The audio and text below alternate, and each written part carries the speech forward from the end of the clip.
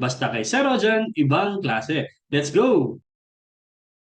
Okay, welcome muli sa ating klase. Sa video na to, pag-uusapan natin ng Article 1809.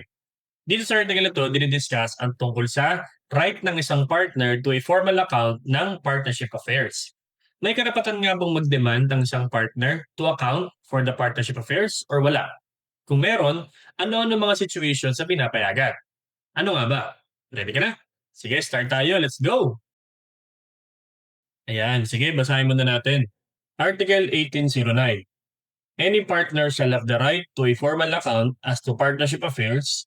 Number one, if he is wrongfully excluded from the partnership business or possession of its property by his co-partners. Number two, if the right exists under the terms of any agreement. Number three, as provided by Article 1807. And number four, whenever other circumstances render it just and reasonable. So this article na to, pinag-uusapan ang right ng isang partner to formal account ng partnership affairs. So partner's right to a formal account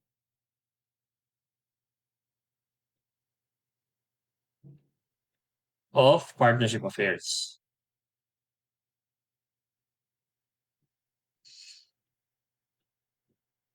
Yan. So ngayon, ang ibig sabihin kasi ng formal account is gagawan siya ng accounting. So i-check kung tama ba yung mga nangyayaring transactions na nare-record sa partnership at yung mga status ng kanilang assets, yung mga contracts ng partnership na pinapasok. So basically, this is a very long process, no? It's a very in-depth review, kumbaga, ng mga libro or nangyayari sa partnership. Kaya general rule, habang nabubuhay ang partnership, hindi entitled ang isang partner sa formal account ng partnership affairs. During existence ng partnership, partner has no right to a formal account. Yan. Hindi na yan kailangan ibigay, no? Bakit? Bakit walang karapatan ng partner sa formal accounting, no? Kasi given naman na yung Article 1805 tsaka yung Article 1806.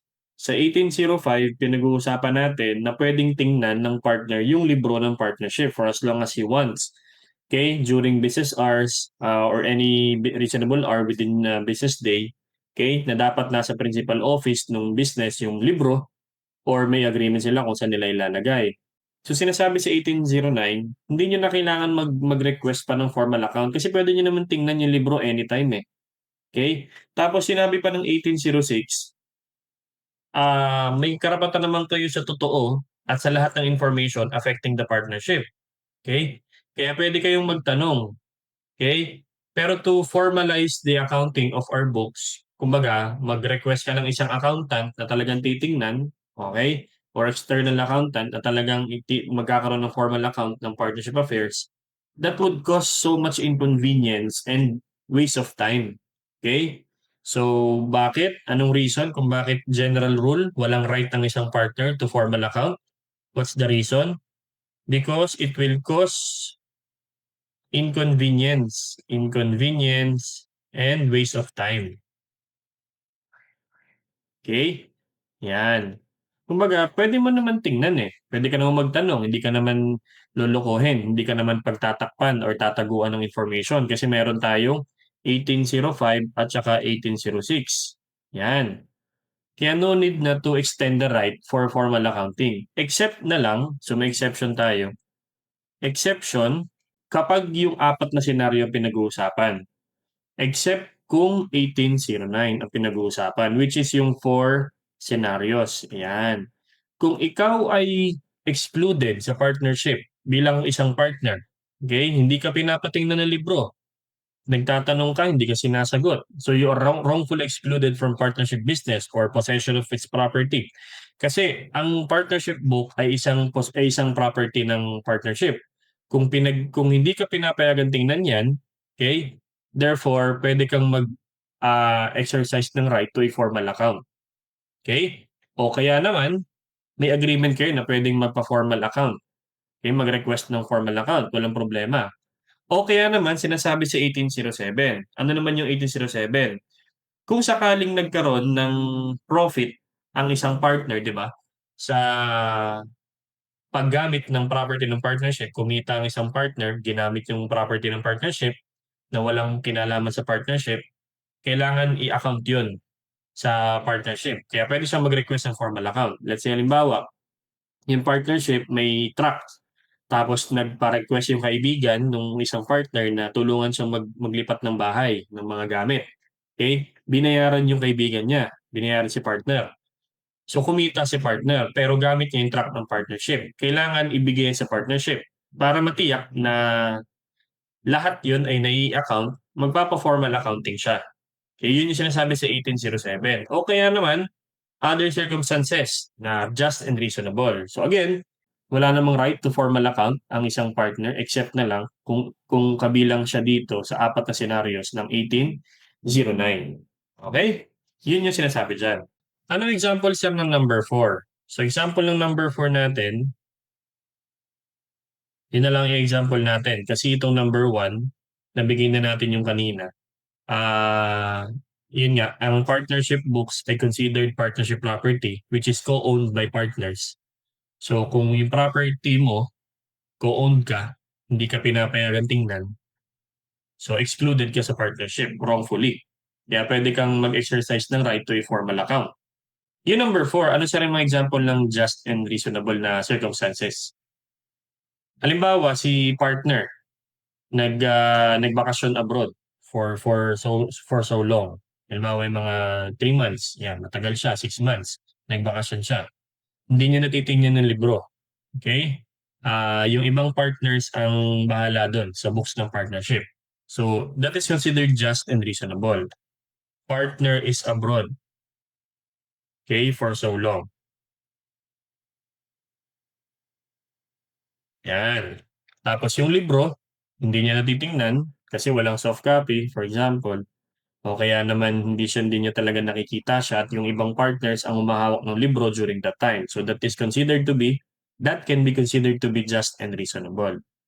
Okay? Hanggang kailan siya pwedeng mag-account ng formal accounting?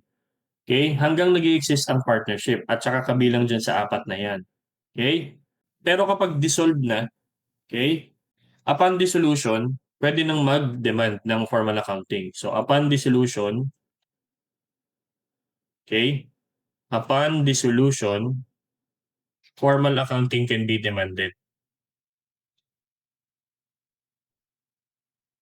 Okay?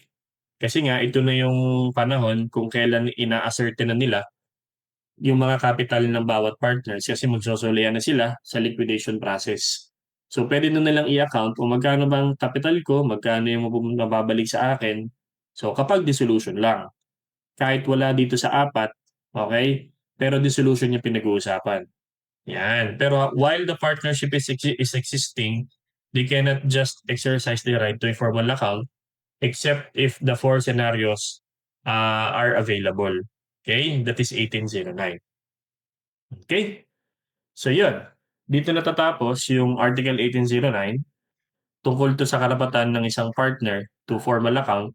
Kailan ba yan pwedeng exercise? General rule, hindi anytime pwede.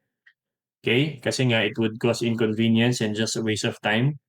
Available naman yung right mo under 1805 tsaka 1806 na tingnan ng books. Okay? O kaya naman, mag-demand ng true and full information. Except na lang kung kabilang ka sa apat na senaryo sa sinasabi ng 1809.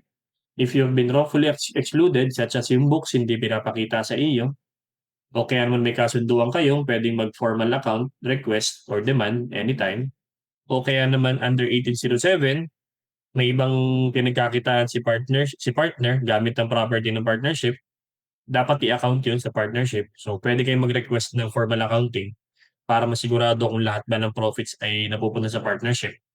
Or whenever other circumstances render it just and reasonable, such as nag-abroad si partner. Okay? Pero after dissolution, pwede na mag-demand ng formal accounting kasi dito na natin iniipon or sinisigurado na kumpleto lahat ng kailangan ni account bago magsolian ng pera. or ng kapital. Okay? So, I hope meron akong dagdag sa inyong bagong learning na magagamit ninyo sa inyong mga klase. Kung medyo may kalituhan ka, ulitin mo yung lecture natin, I'm sure makukuha mo rin yan. Yung lagi sinasabi sa inyo, mag-aral kayo mabuti, mag-ingat palagi, at laging tatandaan, ibang klase ka. Bye-bye!